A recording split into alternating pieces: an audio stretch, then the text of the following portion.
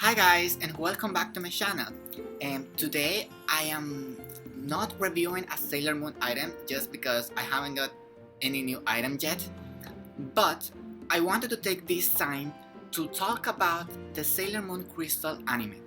I know everyone have already give all their thoughts on it, and I feel like I'm the only one who haven't. So I make some notes last night, they're right here, just to talk about it today.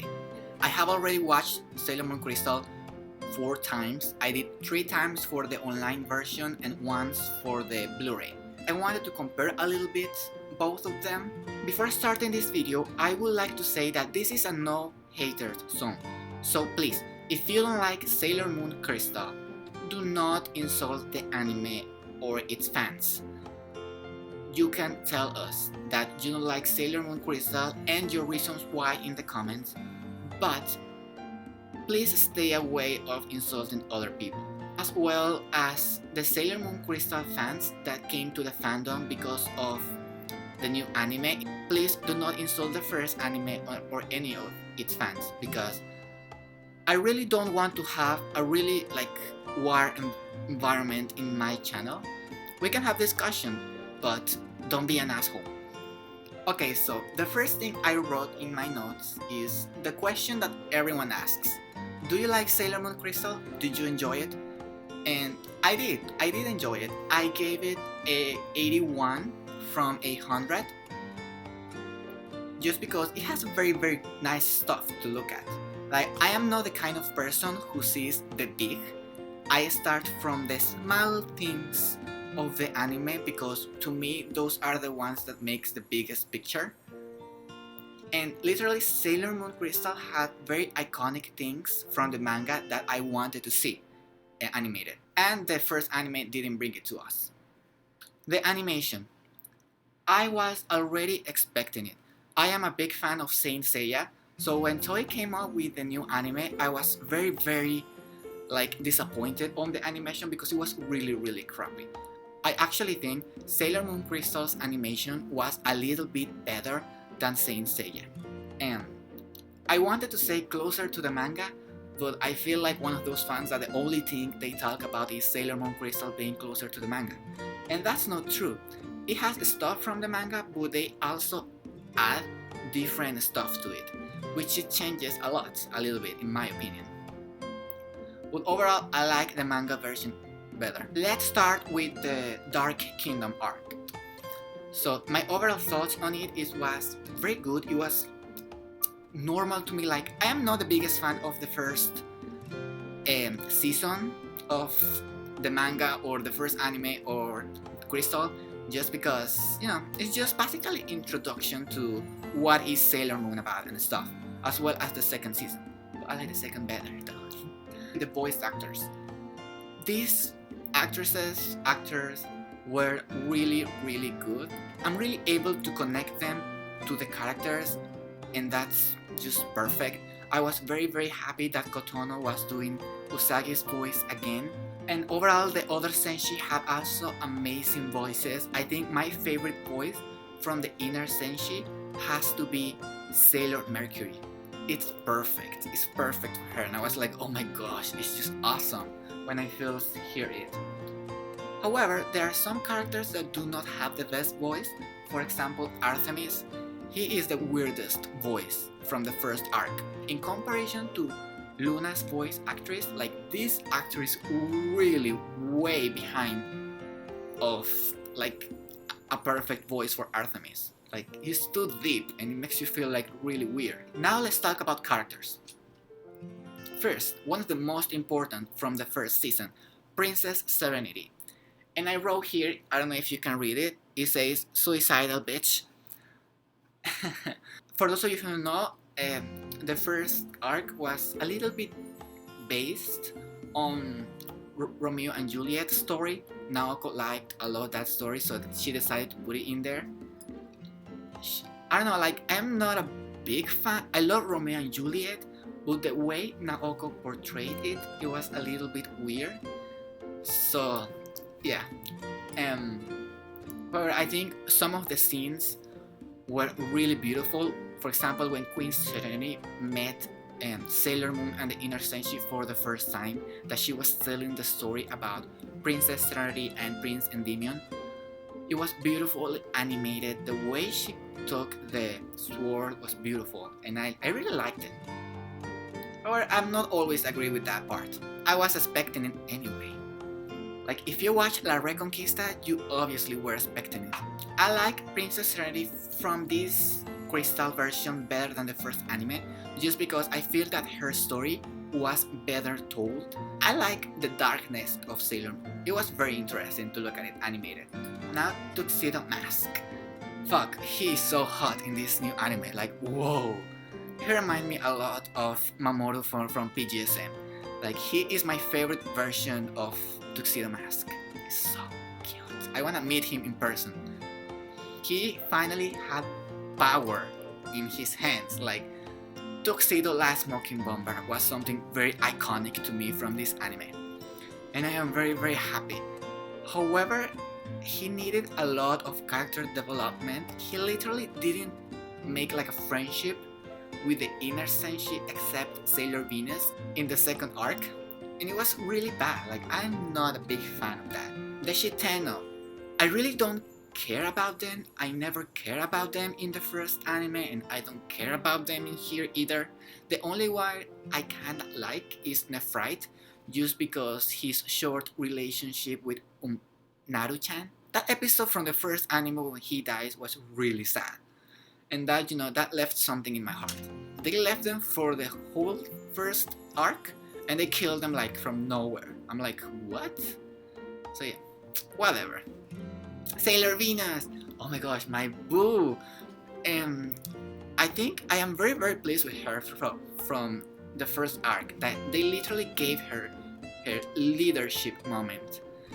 And I think episode 10, I think so, she literally tells Princess Serenity that she's the leader and they are here to protect her and stuff. And she's very serious talking about this. And I was like, yes, this is my Venus. I really miss the funny Minako-chan from the first anime. Her entrance as Sailor V? Come on guys, if you don't like Sailor V in the first arc, I don't know what's wrong with you. She's awesome. She's the reason why we have all of this Sailor Moon Kingdom stuff, She needed a little more of credit. And I am happy that Sailor Moon Crystal kinda gave it to her. The Inner Senshi in general, I like them, however, I do, like most of you, believe that they deserve a lot of character development. Again, filler, it was necessary for Sailor Moon Crystal. Queen Beryl, I really enjoyed her past story. It wasn't like PGSM that they showed these like memories, this flashback of her just creeping out on Princess Serenity and Prince Endymion from the back. It was really pretty. I was very happy to see that. I am not happy at all that Sailor Moon killed Queen Beryl. She got too much glory in there. She killed Metalia. You should have left Sailor Venus to kill Beryl. Like that would be so awesome. The last thing I wrote about the Dark Kingdom arc is that we need filler episodes. I felt that I don't remember if it was episode 11 and 12 or 12 and 13. So many characters died in those two episodes that I felt that we need kind of like divide them in each episode in two. The Black Moon arc. My overall thoughts on this. It was a lot better than the first arc. I believe the animation was improved a little bit, like slightly bit than the first arc. I was very excited for this season because my favorite villains are here, which are the Spectre sisters. We will talk about it later. Let's talk about the voice actors. Chibi-Usa. Chibi-Usa's voice actress is awesome. She did everything good from the whole season. However, the only thing I do not like about her was her introduction speech as Sailor Chibi Moon. You hear this amazing music in the background, and Chibi-Usa had a very monotone voice, and I was like, that does not fit to the music. Oh, I am Chibi Moon and I'll punish you in the name of the future moon. And I was like, come on girl, give me some more emotion. We needed that. Wise man's voice. What is wrong with that person? He did this weird, like, super teeny tiny version. I was driving me kind of crazy. However, he got a lot better when he became the planet. Like, he was like this really strong voice that you should be afraid of. And that was good. Let's talk about characters now. Spectre sisters. My babies, I love them in the first anime so much. Like, holy crap. I actually got really mad in the first anime because after the second season, they literally make these sisters disappear forever and they never appear again in the anime. And I was like, you have all this filler in each season. Why didn't you put the Spectre sisters again in at least one episode? Like, oh my gosh, like, I love these sisters, they're very awesome. However, I was very disappointed to see them die in basically each episode. I was like, fuck. If they left all the Shitano to be for the whole season, why didn't you let my Spectre sisters have an extra moment on the screen? The Spectre sisters are better than the Shitano. They're awesome, come on, they're so powerful. Black Lady. Ugh. This character was just so good to watch. She was everything I expected for Black Lady to be. She was like bitchy, she was Lana Del Rey, she had everything. I love it, I love her. She had an awesome body as well. Look, you just saw those boobs. What I like the most about Black Lady is that Crystal, or the writers for this anime, made her side story a lot better than in the first anime. I have watched the first anime plenty of times, and I must say that what basically the writers want to show us is that Black Lady was mad at Sailor Moon and everyone else because she didn't get her birthday party. I know that there are some emotions behind that birthday party feelings, but that's what the first anime focused more about, the birthday party. In Crystal, we get Black Lady getting angry because of the bullying she got for Chibi-Usa's memories. Remember that she was like surrounded by these 3 little boys telling her that she was not a real princess, she didn't have power and stuff. That was good. That was like a key point on Black Lady's personality. She was also touched by feeling that her mother didn't like her because of these reasons.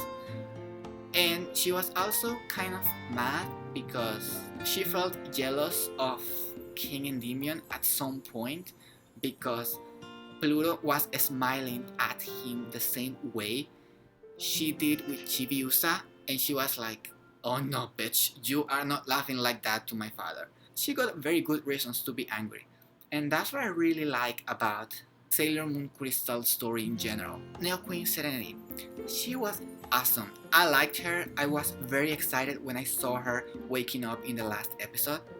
However, I am not very happy with that episode's character design. To me, it was like looking at Sailor Moon with a dress, a different hair color, and a different voice. That's everything I saw because her physical structure was the same as the present Sailor Moon. In Chibi-Usa's flashbacks, Neo Queen Serenity has this beautiful body like in the first anime.